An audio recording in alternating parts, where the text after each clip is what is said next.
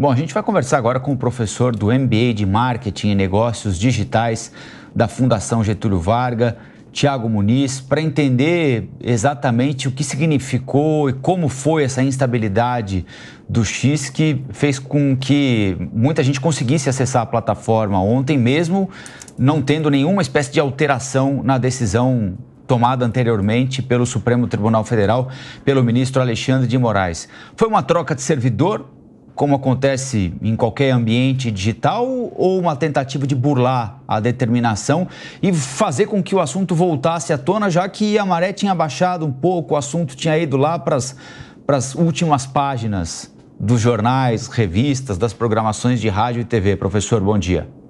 Bom dia, obrigado pelo convite mais uma vez. Bom, acho que o primeiro ponto é a gente compreender, na verdade, quais são as implicações técnicas desse tipo de mudança, né? Quando a gente fala de qualquer site, aplicativo na internet, a gente tem conteúdos estáticos, ou seja, informações que elas não precisam ser atualizadas o tempo todo. Então, na nossa rotina, na nossa jornada como usuário na internet, é comum que a gente acesse sites que a gente retorna e eles precisam carregar de uma forma mais rápida. E, para isso, os servidores, normalmente, eles acessam imagens e informações de uma forma local. Para a gente entender, né, o que foi essa mudança que o X, o que o Twitter fez. Na verdade, essa mudança ela implica um ajuste de servidor para que ela consiga fornecer os serviços para outros países onde não aconteceu esse bloqueio, como aqui no Brasil, né? Então, esse conteúdo dinâmico que precisa ser atualizado, quando a gente fala da parte técnica da coisa, o que é o conteúdo dinâmico? Isso é tudo aquilo que acontece em tempo real, como a gente está aqui agora, aqui na Jovem Pan conversando. Essas informações elas foram ajustadas para que o servidor do X, do Twitter, ele consiga entregar essas informações para outros países da América Latina. O que é importante a gente entender, a gente vê um pouquinho na matéria, é que é impossível a gente afirmar que essa ação foi uma ação pensada para burlar o que o governo determinou aqui no Brasil, ou que isso foi pensado para simplesmente fazer uma coisa técnica. A gente não tem informações claras sobre isso. O que a gente pode parar e refletir é o seguinte. Primeiro ponto, o Elon Musk ele tem uma personalidade, ele tem uma voz de marca muito eloquente, né? Então, ele é um cara que ele tem posicionamentos que normalmente pessoas concordam, outras pessoas não concordam tanto assim. E é claro que ele vai surfar um pouquinho na onda dessa mudança temporária.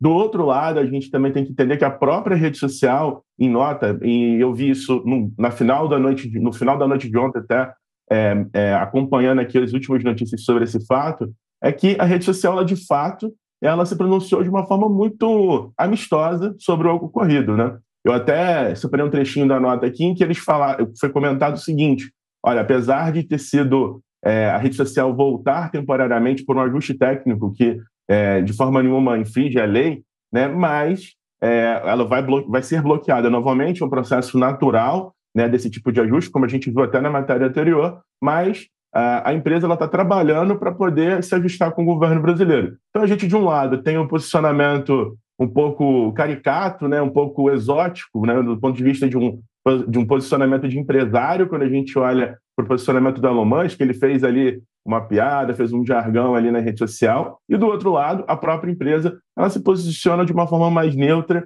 e amistosa. Acho que a grande reflexão aqui para a gente compreender enquanto empresários, empresas, que às vezes a gente pede algum ajuste técnico de tecnologia das nossas empresas e a gente não tem ideia das consequências disso, né? Então, é claro que a empresa, quando a gente fala de um ajuste técnico para continuar fazendo com que esse serviço ele chegue até outros países, ele impacta de uma forma aqui no Brasil e algumas vezes a gente troca uma informação no nosso site, no nosso aplicativo, muda algum ajuste de fornecimento de tecnologia, até mesmo coisas simples eu vejo no dia a dia, como trocar uma imagem, trocar um vídeo, ou mexer em uma URL de um site, e a empresa demora horas, às vezes dias, meses para perceber o impacto do lado de business disso. Então, eu acredito que a gente tem que olhar para esses dois pontos aí para a gente olhar de perto essa discussão. É um ajuste técnico, de acordo, né, com o que até o advogado anteriormente falou, não existe nada que comprove que isso foi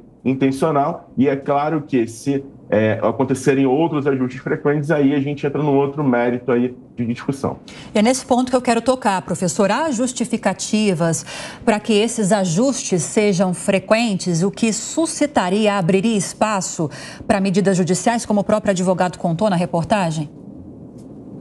Existem fatores técnicos que fazem com que uma empresa ela ajuste de forma frequente esse tipo de relação tecnológica. Então, para a gente compreender, né, o que a gente chama de IP dinâmico, que tem que mudar constantemente, ele dificulta, de uma certa forma, sim, esses tipos de bloqueios, mas isso é uma coisa legítima. Isso que no mundo dos negócios ajuda as empresas a fornecerem um serviço com uma melhor experiência.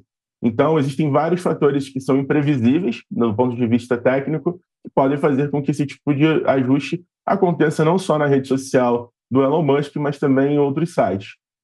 Existe um outro aspecto que é muito positivo. Essas mudanças, normalmente, elas também são usadas até por sites do próprio governo e outras instituições para proteger dados sensíveis. Então, na verdade, existem fatores internos da empresa que podem gerar aí uma necessidade de algum tipo de ajuste, mas acho que chama atenção essa relação entre o que aconteceu e como a empresa se posicionou, que eu acredito que nesse momento foi de uma forma bastante assertiva, falando que, olha, realmente foi algo imprevisível, foi por acaso, mas a empresa está trabalhando para poder resolver essa relação com o governo brasileiro. Então, eu acredito que essa fala, esse posicionamento da empresa, demonstra uma maturidade também como lidar com esse problema, né, com essa discussão aí, porque, no fim das contas, são mais de milhões de usuários, né? A gente é um dos países que, fora dos Estados Unidos, mais usa a rede social, né, o Twitter, aqui o X, e, querendo ou não, ela é do ponto de vista técnico, ela é um grande aquário de audiência para o próprio Elon Musk, né, em termos de ponto de vista de publicidade. Para marcas no Brasil, a gente tem um grande impacto que diz respeito muito a rotas alternativas, né? E dentro das big techs, quando uma empresa, mesmo um pequeno negócio, um grande negócio, quando ele precisa anunciar na internet, ele pensa em alguns tipos de buscadores, outras redes sociais. E quando a gente olha para o X, para o Twitter, ele normalmente é uma rota alternativa para você sair da grande briga de preços que a gente tem na publicidade online.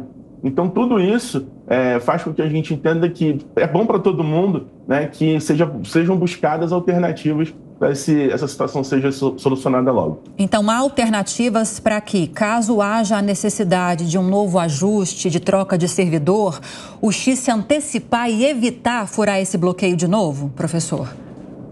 Na verdade, eu acho que o grande ponto é furar o bloqueio, né? Quando a gente fala furar o bloqueio, a gente está falando de algo intencional. E é impossível a gente afirmar até que ponto é intencional que a rede social funcione aqui. O que a gente tem de posicionamento da empresa e posicionamento em relação ao ajuste técnico é que foi uma mudança devido a fatores técnicos que impediam que a rede social funcionasse em outros países da América Latina. E essa é uma mudança que a gente tem que ficar claro para a gente que é uma mudança natural, tá? Isso é um ajuste natural. Quando a gente passa por algum ajuste em que a gente tem que fornecer um tipo de acesso a um site, um aplicativo na internet e ele tem uma infraestrutura, esse tipo de situação pode acontecer. Então, não é exatamente uma relação de furar o bloqueio em si, mas sim um ajuste técnico que é normal acontecer. Como foi muito bem falado até na reportagem anterior, se isso se torna algo frequente, aí a gente tem que levantar a questão, poxa, será que isso é algo intencional ou é de fato algo técnico? E aí vale muita reflexão para o empresário, para a pessoa que trabalha não diretamente como o programador, o cara da tecnologia, mas normalmente um profissional de marketing, profissional de comunicação, um jornalista, profissionais de negócios que precisam ter algum tipo de relação com o ambiente técnico, para aprender a traduzir a necessidade de business para a necessidade técnica. Nesse caso, é natural que esse tipo de ajuste de performance ele gere um impacto imprevisível, né? Acho que ninguém acorda de manhã e fala, olha, vou burlar aqui uma regulamentação, vou burlar algo de uma forma totalmente intencional. A partir do momento que isso se torna frequente, como foi dito na outra matéria, aí sim a gente pode levantar a questão que, nossa, não, a gente está querendo, o X, o Twitter, ele está realmente querendo burlar alguma coisa. Agora, de fato, isso é um ajuste técnico normal que acontece em várias big techs em todo o mundo. Existem, inclusive, sites na internet que o nosso internauta, nosso consumidor aqui que está assistindo essa entrevista pode acessar e verificar, inclusive, como as empresas no mundo todo alteram esse tipo de coisa. Você vai perceber que não é uma coisa isolada do X, é uma coisa que normalmente acontece em outras big techs, empresas multinacionais, inclusive em pequenos negócios. Nós conversamos com o professor do MBA de Marketing e Negócios Digitais da FGV, Tiago Muniz. Professor, obrigada pelos esclarecimentos. Bom dia. Bom dia, obrigado.